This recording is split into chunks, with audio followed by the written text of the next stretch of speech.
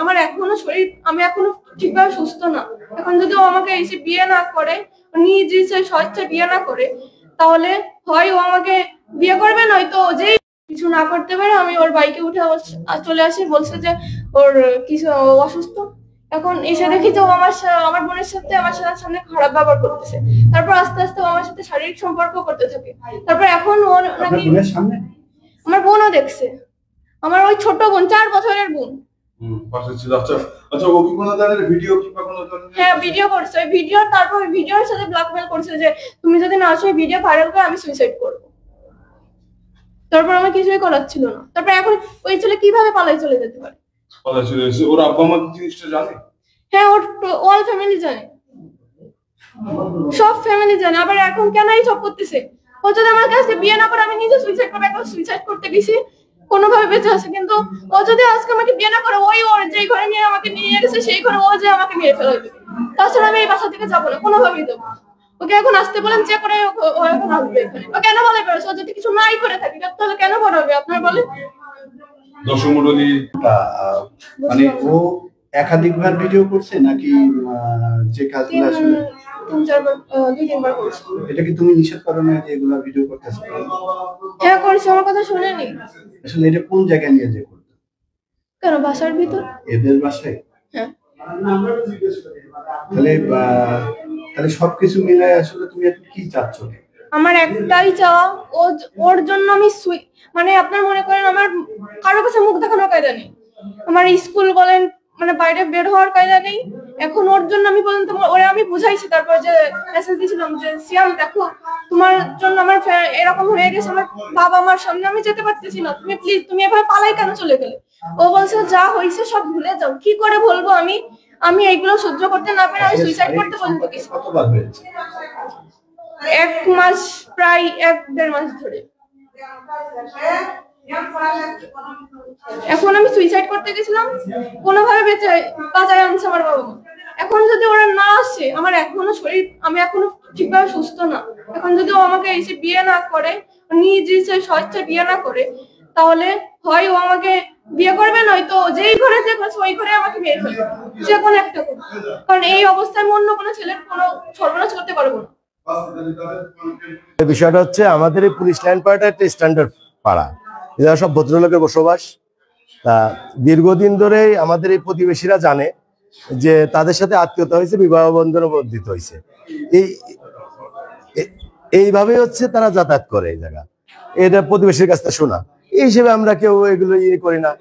হঠাৎ আজকে যখন জানা গেল, জানা পরে আমরা এলাকাবাসী, এলাকার ভাই ব্রিগেড, মহসিন ভাইটাই দিয়ে আমরা যারা পলিটিক্সের সাথে জড়িত, তারা বিষয়টা জানার পরে আমরা ফ্যামিলির সাথে যোগাযোগ করলাম যে আমাদের এই এলাকায় এরকম কোনো নেককার ঘটনা ঘটে না, তা আপনারা এই যে এটা ঘটাইছেন, এটাতে বাইরের লোকজন আমাদেরকে ফোন দিচ্ছে, বিষয়টা কি? তা তারা এক পর্যায়ে পালায় আর কি, ঘরে তালা মেরে পালায় চলে গেছে।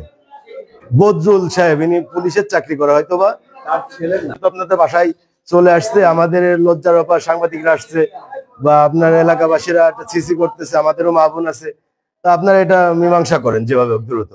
কিন্তু তারা কোনো রেসপন্স না করে ঘরে তালা মেরে বেরিয়ে চলে গেছে। এখন মেয়ে তো এই জায়গায় উপস্থিত, এখন আমাদের তো আসলে মা বোন আছে, ইজ্জতের একটা ব্যাপার। আমাদের মহল্লায় তো এরকম কিছু এর আগে ঘটে নাই। সঠিক তদন্ত করে যেটা সঠিক তথ্য সেটা যাতে বেরোয় আসে, এই আশা। মেয়ে সহ বাড়িতে অনশন করছেন, আসলে এই বিষয়টা আপনারা মহল্লাবাসী কেমন চোখে দেখছেন? ভালো না তো এটা। আসলে এটা কি প্রতিকার, কি চান? এটা মেয়ে যখন সে ইয়ে করেছে, মেয়ের সাথে সম্পর্ক বিয়ে হয়ে যাক, এটা সবাই কামনা করে। সম্পর্ক করেছে তখন বিয়ে হয়ে যাক, এই ছেলে ওই মেয়েরে গ্রহণ করুক। সিয়াম আমাকে দীর্ঘ 1 বছর ধরে আমাদের রিলেশন, ও আমাকে বিয়ের প্রতিশ্রুতি দেখায়, ও আমার বাসায় নিয়ে আসে বলে যে আমাকে ব্ল্যাকমেল করে, ছুরি দেখায় বলে যে আমি মরে যাবো, তোমাকেও মেরে ফেলবো, তুমি যদি আমার সাথে এরকম না করো তাহলে আমিও মরে যাবো, তোমাকেও মেরে ফেলবো। এভাবে আমার সাথে শারীরিক সম্পর্ক করে এবং একটা স্টাম্পে সই করাই। সেই স্টাম্প ছিল হচ্ছে বিয়ের, কাবিন ছিল 10 লক্ষ টাকা। এখন তারে আমি আর পাচ্ছি না, কোথায় যে আমি এখানে আসছি, সেই সকাল থেকে সে চলে গেছে তালা মেরে আমাদের সামনে থেকে। সিয়ামের পিতার নাম কি জানেন? মোকাররব, পুলিশের টিএসআই ছিল, রিটায়ার্ড। এখন আপনি কি চান আসলে এখন আমি আপনাদের চাই চাওয়াটা? যে আমার এত বড় সর্বনাশ করলো, বিয়ের প্রতিশ্রুতি যত দেখায় এত সব করছে, আমাকে বিয়ে করবে সে, যে কোনো ভাবে হোক সে আমাকে বিয়ে করবে। আচ্ছা, কতদিন ধরে সম্পর্ক আপনাদের? 1 বছর। 1 বছর। আপনার সঙ্গে ওনার দেখা 1 হয়েছে বছরের কয়- একটু বেশি, 1 বছরের বেশি, কতবার আপনার সঙ্গে তার মিট? বহুবার, অসংখ্য। আচ্ছা, আপনারা বেশিরভাগ কোথায় মিট করতেন? বেশিরভাগ এমনি এই হচ্ছে এইখানেই নিয়ে আসতো, বেশি এখানেই নিয়ে আসছে আমাকে। মানে এটা কি শ্যামের নিজস্ব বাড়ি? হ্যাঁ, নিজস্ব বাড়ি। তার পরিবারের কে কে ছিল? মানে এই শ্যামের পরিবারে কে কে থাকে এখানে এই বাড়িতে? ওর বাবা থাকে, ওর মা থাকে, ও থাকে, আর ওর 2টা বোন বিয়ে হয়ে গেছে, তারা ঢাকাইতে থাকে, আর একটা বোনের বাসা ওই কেশব মোড়ে। এখন কি ওই কেশবপুরের বাসা থেকে গিয়েছেন? না, আমি দেখছি ওর 2 বোনের শ্বশুর বাড়ি দেখছি আমি। আচ্ছা, মানে এখন যে শ্যামের আব্বা মা আপনার বিষয়ে কি জানে? হ্যাঁ, ওরা সব ফ্যামিলি জানে, অল টোটাল ফ্যামিলি জানে। তাদের তারা বাড়িতে থাকাকালীন কি তাদের সাথে দেখা করতে আসছেন কখনো? না, ও তাহলে আপনি এই বাড়িতে আসলেন কি করে? সে আমাকে নিয়ে আসছে, ওর বাবা মা যখন বাসায় ছিল না তখন নিয়ে আসছে। ওই না থাকার হ্যাঁ। সুযোগটা কাজে লাগিয়েছে। হ্যাঁ, আমাকে বলছে তার বাবা মা আছে। আছে সেই জ্বালাতন করে, বুঝলেন? এই যে ওই জায়গায় যাই অনেক লোকের ভিতরে পা ঝাড়াই ধরে, কে ওই ছেলেটা? সিয়াম পা ঝাড়া দিলে কই যে আমার সাথে বিয়ে করতে আমি হবে। ও রিলেশন কিন্তু করতে চাইনি, চাই ও না। হচ্ছে আমাকে ওর বন্ধু বান্ধবকে আমাকে জোর করে জোর করে খন্দকার প্লাজার ভিতর আমাকে আমার হচ্ছে কাছে ছোট নাতি পাই আছে। পর্যন্ত ধরতে আসে, সব মানুষ আমাদের দিকে তাকায় থাকে। এত কিছুর পর আছে আমার সেই নাতি, ও নিয়ে আসিল, অনুষ্ঠান হচ্ছিল, সেই স্কুলে।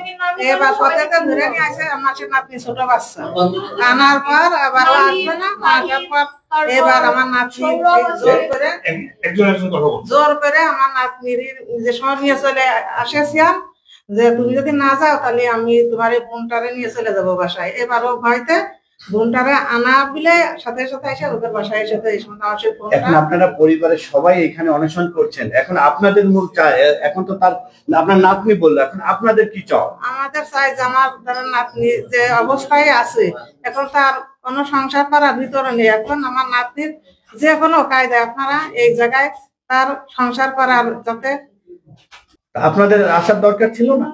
ছিল, তার মানে আমরা এই তো জানি না, মনে করলাম তো দেবো, সব লেখাপড়া করতে, সব লেখাপড়া একটু মায়ের উপায় আসুক, তার উপায় আসুক, এখন বুঝছেন? সিয়াম কি করে মূলত?